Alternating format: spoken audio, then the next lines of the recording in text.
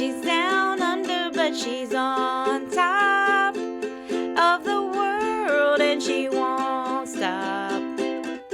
Flying free, no looking back, turning every crack into a map. Hello, beautiful. Welcome to another episode of Likha Love. This time, I am actually videoing. This makes me so nervous because that means I can't mess up. Anyway, okay. So this makes me so nervous, but I know that I have to do this. This is a calling from God, and I say yes. I say yes, God. Whatever it is that you want me to do, I am going to do it. It doesn't matter how scared I am. It doesn't matter if I'm doing it shaking. I'm going to do it.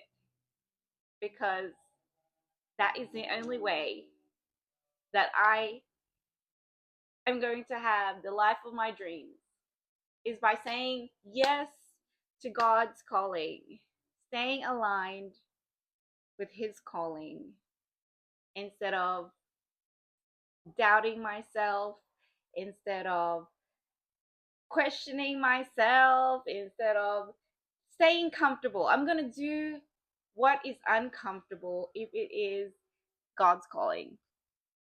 Anywho, I have had such an incredible year. I cannot believe that it is already December. Yee! Like, time has flown. It has flown so fast. And when I started this podcast, I originally, wanted to do it last year, and I didn't know how to do it. I didn't know if I should be doing it with someone. But here I am. I am following God's call to speak, to talk, to share my thoughts, to share my experiences, just to show the world, my life lessons. And whether you want to hear it or not, I'm going to share. So you can easily sign off now and not listen to me, or you can continue to listen and hear how God has transformed my life. 2 years ago, I had just moved back to Australia. Scared of the unknown. I was 34 weeks pregnant. 34 weeks pregnant. My mother, offered me a ticket. She said, "This is your last chance. You coming or not? You coming or what?" And I remember, it's like, how you know something is the right thing, but there's doubts. There's so many things, earthly things that you think of. The limited mindset that you have kind of keeps you, doubting yourself, doubting what God is calling you. And and he keeps, like, I just remember I kept begging God, please give me a sign. God, give me a sign. Show me if this is the right thing. I have been away from my family. I have been living in the USA for almost 17 years. I've been wanting to go back home, but I just didn't think that it was an option anymore. But this was it. This was God's call. Stop hurting, child. Stop suffering. Come home. Stop suffering and come home. And I'm so glad that I did it. I did the right thing, and I hopped on that airplane. And it's so funny because every day I'm like, God, give me a sign. I literally, from the time I said yes to my parents, I remember calling them crying. Like, I have no choice. I have to. It's the best decision. Like, I need to do what's best for me. My mental health was so bad. I couldn't keep working anymore. I was working 6, 7 days a week just to survive because my partner wasn't making any money and I was the only one making money and I just couldn't keep doing it. I needed to rest. I needed to prepare for this baby. And I needed to make sure I was able to give birth and be able to rest and recover and raise this child without worrying about having to go to work to make money to pay basic necessities. I couldn't live that life anymore where I'm in survival mode, and especially with a child, with a new child. I was pregnant and my mental health was so bad, and that the night that I was crying hysterically and just didn't know if I wanted to continue this life anymore, I knew that was the time, like, okay, I better call my mom and tell her, yeah, I'm coming, because I can't keep living like this. That's not good for your pregnancy. It's not good for the baby. The baby feels everything that you're feeling. And I was a hot mess express. And the signs, I kept asking God, give me a sign. And there were so many signs, so many signs. Like, God's probably like, girl, how many times a day do I need to show you? You need to come home. I wasn't being treated right. I was working my butt off. I was like working in between two jobs, working in between. Like, I had to plan, and I got up at this time. I worked this shift, and I went home and napped for an hour, ate something real quick, and went to my next shift. And it was just like so exhausting. That was one of the signs your partner's not right for you. You're working your butt off, and you're really, really pregnant. Third, how many people God has sent me my way telling me to go home. There was one particular person, because I had just lost my job. I was taking a break from photography. I was a burnt out photographer. I had a photographer for over I was a photographer for over a decade, but I was burnt out. I just didn't want to do it anymore. It was exhausting. So I got another job as an event planner, director, wedding director, wedding florist. I did it all under one venue, an all-inclusive venue. I worked with my partner there. I got him a job there, and he got us fired while I was pregnant, very pregnant. So when that happened, at that time, I was very calm because I'm like, things don't happen for nothing. Like, I know God has a plan for everything, and it was part of his plan to send me home. If I still had that job, I wouldn't have left because I knew I still had that security of a good paying job. So when that happened, I end up uh, picking up on photography when I could. I ended up going back to my waitress job that I had since the first time I worked over there in the United States. My boss, the owner of the restaurant, barbecue restaurant, always gave me a shift whenever I wanted, in between all the jobs that I've had. If I needed just some extra cash, he was just so wonderful to give me shifts. And so I did that whilst pregnant, and it was exhausting. But during that time when I was asking God for a sign to show me, if I should leave or not, because when you haven't learned to trust your intuition and you're still doubting yourself and doubting these nudges because you don't, I didn't really know anything about intuition or gut feelings. Like, I was never taught anything about trusting your intuition.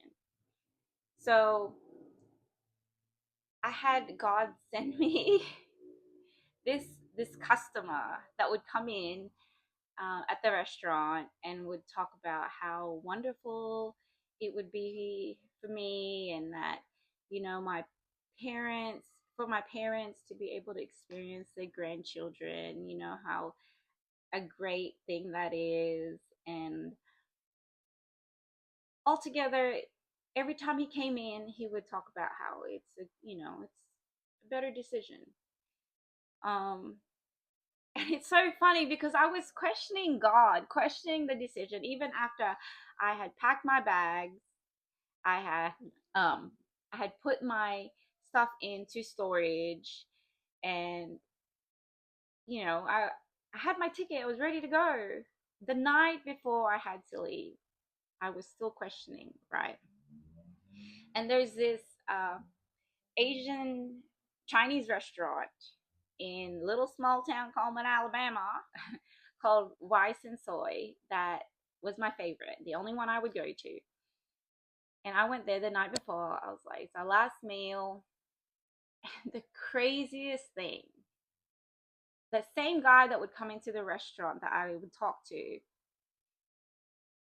I he ended up being in the same parking lot. He was using the laundry place that was, pretty much right next door to Rice and Soy. And I remember seeing him, and we said hi to each other, and he told me how he's so proud of me and that it's the right decision. And honestly, like, it was what I needed to hear because I was still questioning myself at that point. And I was ready to say, sorry, mom, sorry, dad. Maybe you can get a refund on the ticket.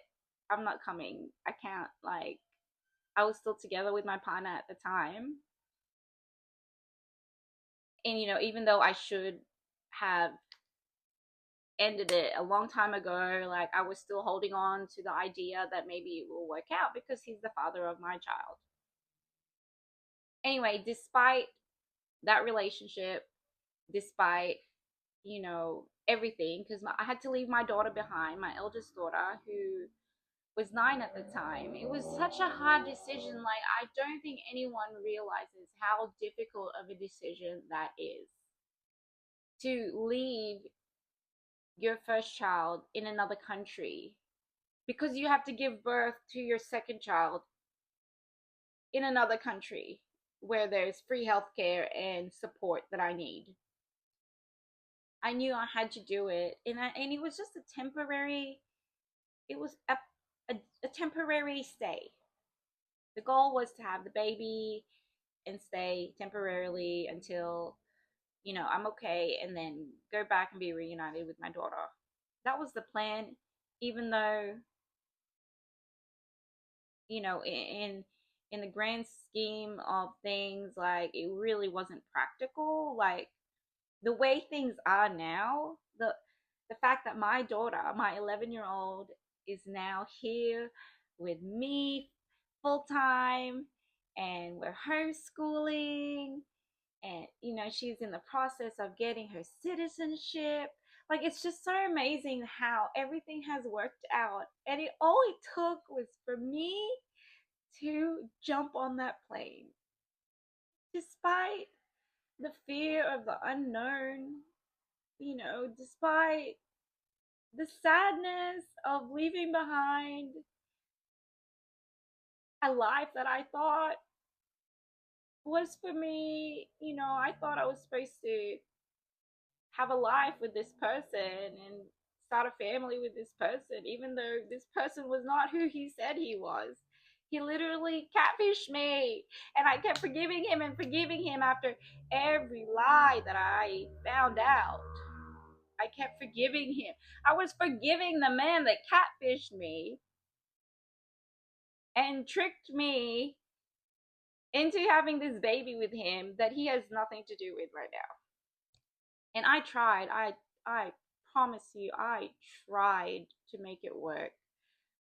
But now I see the bigger picture. That was not my soulmate. That was not the person for me. And whoever the person is who is for me, he's out there somewhere. And he's going to love me properly, and he's going to love my children properly, and he's going to love God. And, with my whole life in America, I just kept making one mistake after another with the relationships that I was in, because I was so desperate for a relationship. Like, I was just so afraid of being alone. When I left my first marriage, it was just like every small thing someone will do for me, that is the absolute bare minimum. Like, it's not even like anything grandiose that they did for me. It's just like opening the door for me. I'm like, what? I've never had that done before. Like, little things like that made me feel so special, even though it was the absolute bare minimum. Now, looking back, I'm like, you're gonna do more than just opening the door for me. You're gonna make sure that I feel safe. You're gonna make sure that you notice when I'm not feeling good, and that you do something about it, like ask me how I am and try to make me happy. You're not just gonna ignore me and go on about your day like we're just roommates. I want someone who has the same morals as me.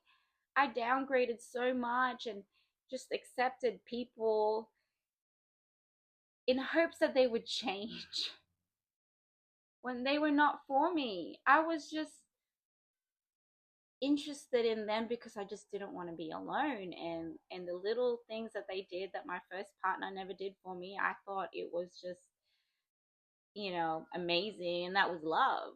But no, nah, that wasn't love. That was a way for them to get my attention. That was their hook. They knew I was vulnerable. They knew how desperate I was to have a home and to have a partner, because that's what I showed. I showed them my desperation by giving them all this attention. I didn't have them chase me. I felt like I was the one chasing them. And that's the problem. You can you can have any partner if you're just looking for one. But if you want the right one, now that's a different story. And that is something that I have and I am still learning. I know now that when I was in those relationships, it wasn't because they were special. No, I made them special. I was looking at them, seeing the potential that they had, and knowing who I am. I can change them. I can make them better people. I can love them into this person that I know they can be. But the problem with that is their potential is not real. Their potential is my projection of what I would do if they were with me. Because I knew who excuse me. I knew that I could love them with all my heart, flaws and all. I loved them with everything, forgave them for everything, forgave them for being mistreated, and I kept thinking that despite the mistreatment, that I'm gonna keep doing everything I can to show them that, like, my love is genuine and that I deserve their love, instead of it being the other way around, like, you need to work harder to impress me. I know my love is genuine, and I'm not just gonna give it away for free. Now I know. Now I know that. Back then, my self-worth was zero, and I had no self-love. And I really, that is the biggest lesson that I have learned through all this. All my relation, all my relationships was to wake me up and show me that, hey, you don't need them. Actually, you don't need anybody. You need to love yourself. You need to love yourself first. Like, girl, you are everything that you need. Girl, God loves you so much. You are so deserving of love. You don't have to earn it. You don't have to look for it. Like, you are already loved. One thing having children has taught me, especially the little one, because I was, I've been single with her, and just being able to raise her and not have to worry about a partner, not having to worry about trying to make another person happy. I saw that this child is so pure. This child deserves all the love in the world. This child doesn't have to earn it. This child is so loved by me, by my family, by God. And all she had to do was exist. And we just loved her so unconditionally. And it reminded me, hey, I used to be a baby. Um, yeah, I deserve to be loved unconditionally. I don't have to earn it. I just have to exist. I am loved by God. No matter how many mistakes I make, no matter how much, I steer away from God's plan, I am always loved. Always. And I am a child of God. I am a fractal of God. And I have to love myself because I am a child of God. God loves me, and why don't I love me? If my God loves me, why don't I love me? And that really hit me like, why wasn't I taught self love? Doesn't the Bible say love others like you love yourself? But yet, the church doesn't teach us to love ourselves. We're taught to love God, love others next, and love ourselves last. Why, though? How can we love God and love others if we don't love ourselves first? Like, how can we love others from an empty cup, right? If you're not filling yourself with love, filling yourself with self love, filling yourself with kindness, filling yourself with care, how can we give that out? How can we give others what we don't have? Anyway,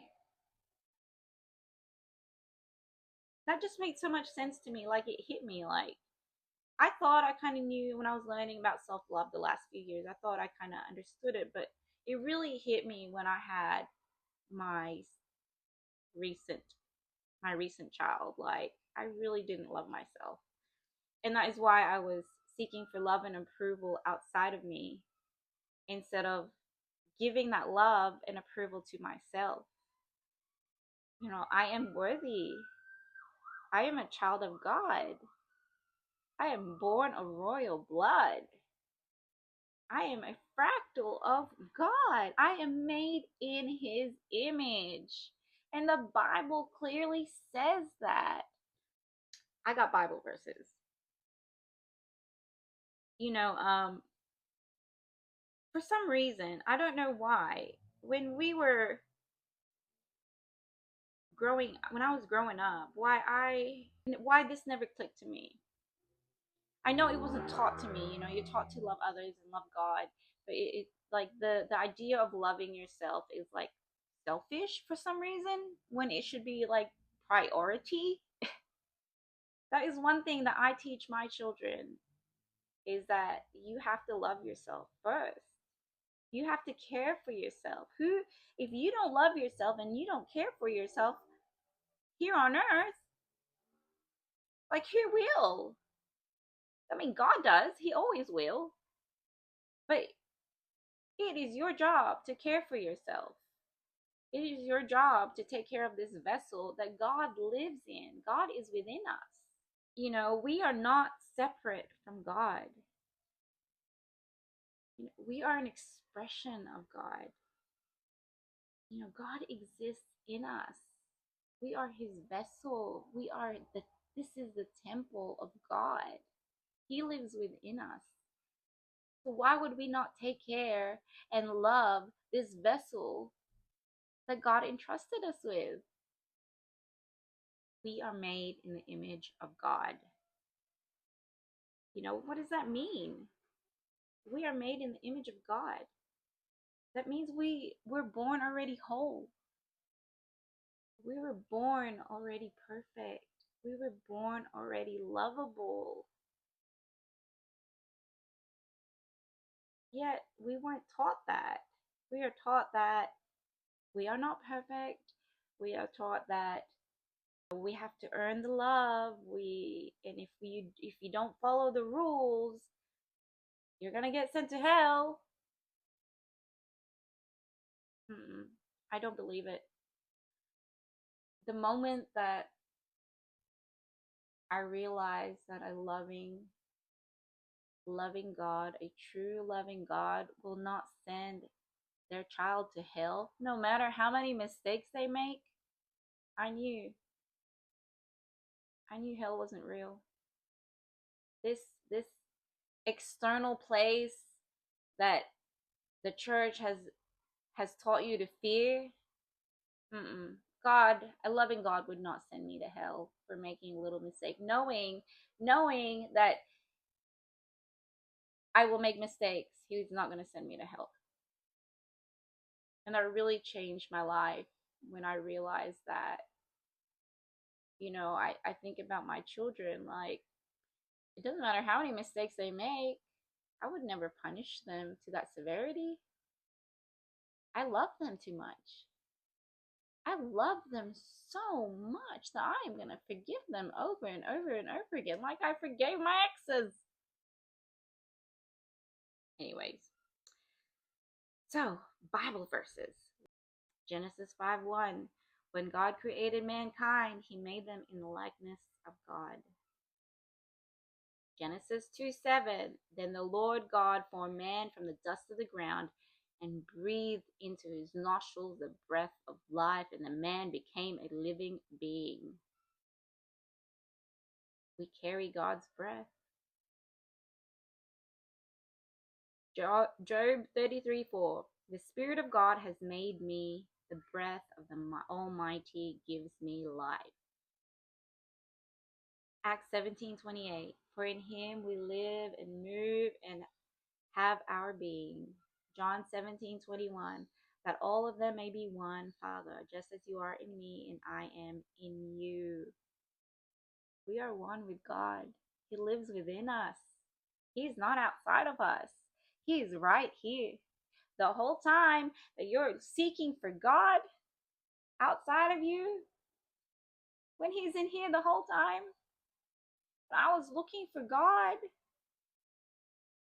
in church, looking for God in people, looking for God in nature, when the whole time he's in me, he's inside me.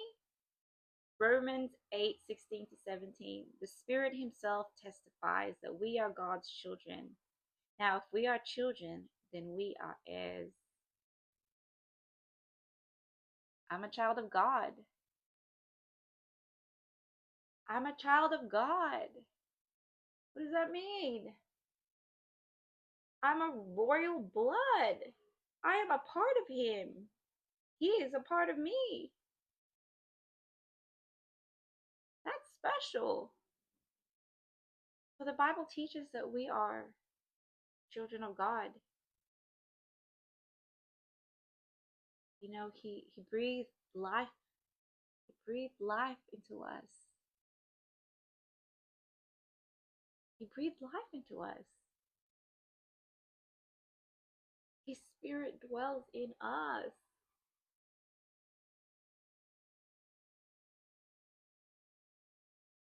So we're not just some random,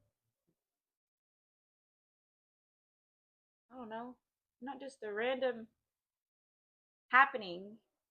We didn't just show up on earth for no reason. We were made on purpose. We have a purpose on this earth. We are called to reflect his light. And this is me. This is me saying, yes, God, I'm going to reflect your light. I'm going to tell everybody my truth. And my truth is that I am a child of God. I am divine. And I am taking back my innocence. I was born already whole. I was born loved.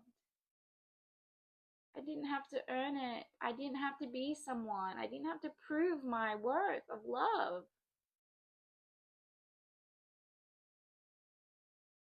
I am love. I am a fractal of God, and God is love, and so I am love.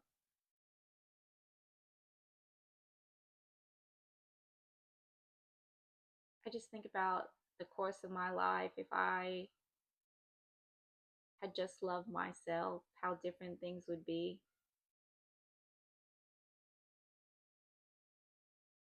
But I think that is what makes me who I am today, is seeing that side of the shadow, my shadows, who I am before self-love, and who I am now when I realize that I'm supposed to love myself. I saw all these bad decisions that I made. I see all the bad decisions that I made that shaped who I am today.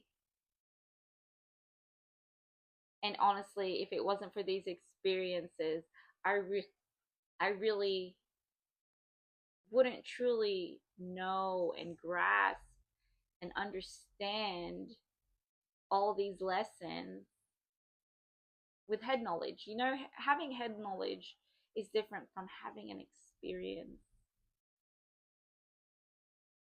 Like going to a place that you've always wanted to go to. You can learn all about that place, but to actually be there and experience it, feel the air, breathe in the air, the smells of the location, the touching, you know, the environment, you know, learning the culture, tasting the food, seeing it in person and experiencing it is different from just learning about it and knowing it. And that's why, you know, my biggest goal in life for my children is to travel.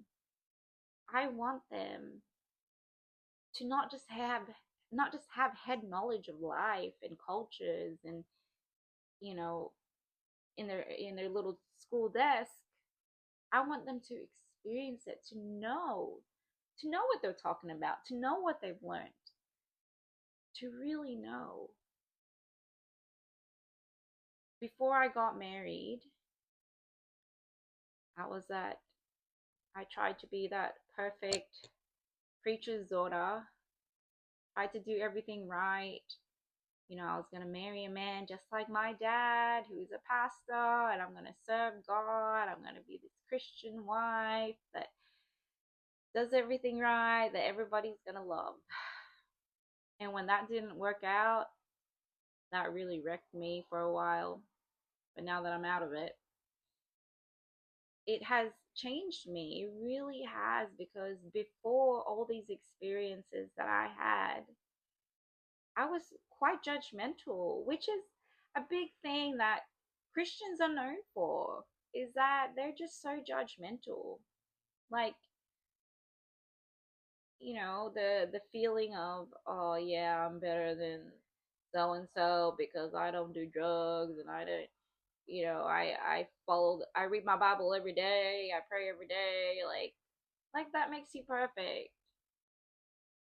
Come on. I learned that sometimes you make bad decisions, And when you don't know much of anything and you're just making one bad decision after another, surrounding yourself with people who are encouraging you to make more bad decisions, you kind of get stuck in that loop, stuck in that cycle of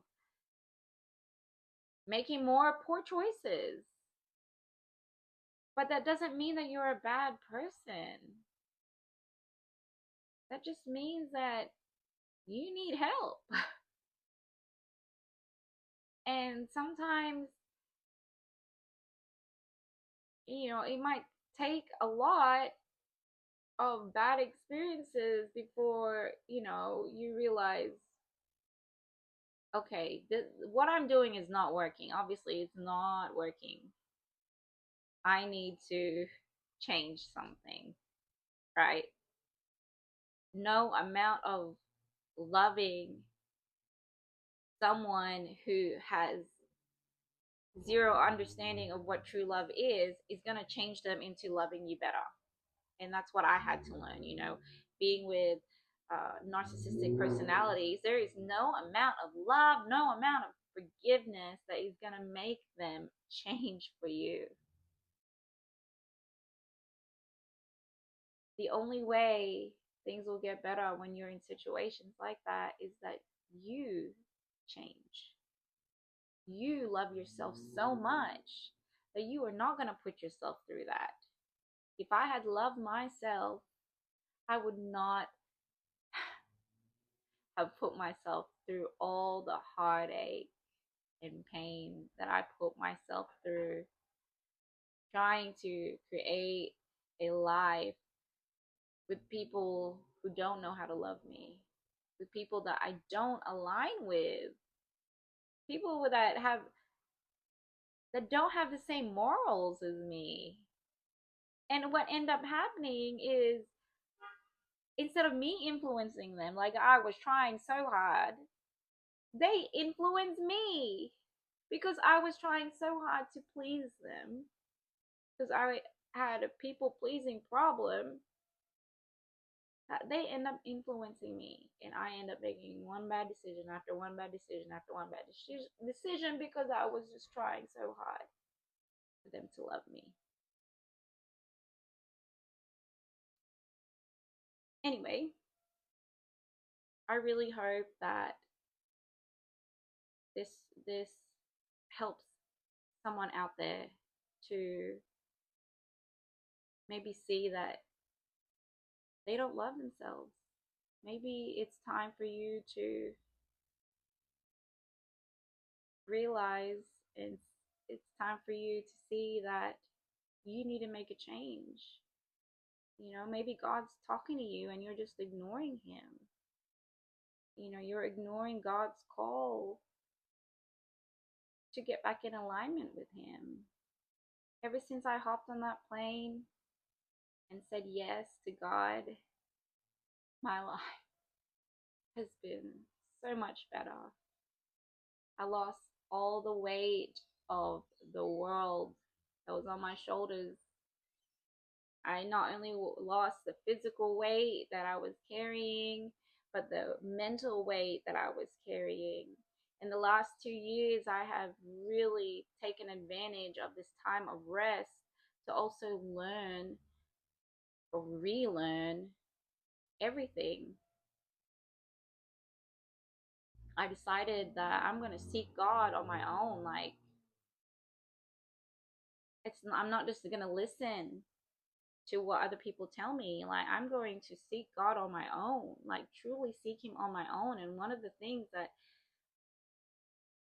that really changed my life is learning how to meditate, learning how to be in the stillness, in the quietness, and listen to God. My life was always filled with so much noise, you know, people's opinion, what has been ingrained in me, what has been programmed in me by society, by school, by church. Like, I had to unlearn all that and seek what I believe is the truth. I'm so grateful for the huge change that I made in my life just by simply taking the leap of faith.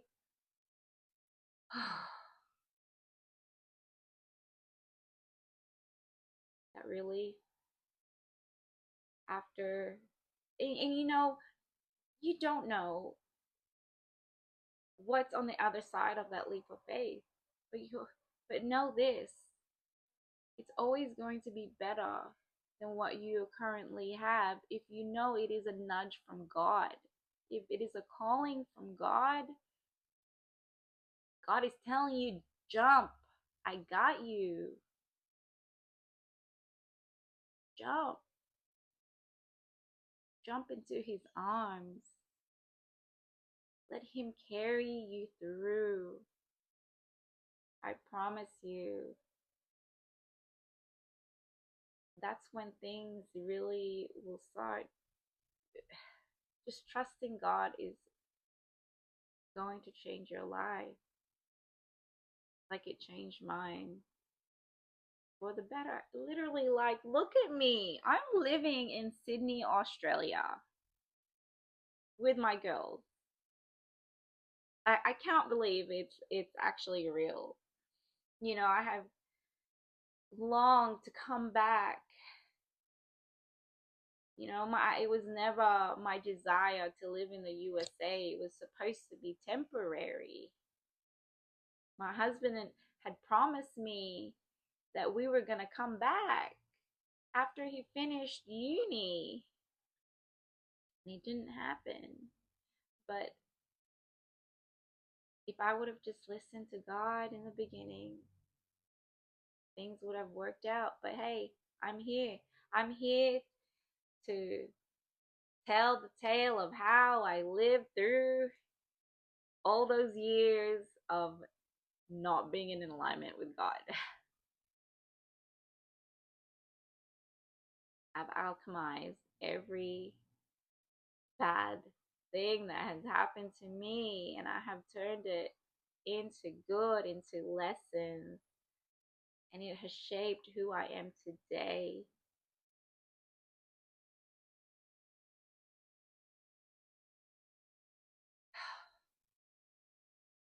Life is good. Life is so good when you are in alignment with God. Life is so good. I feel like I've kind of been all over.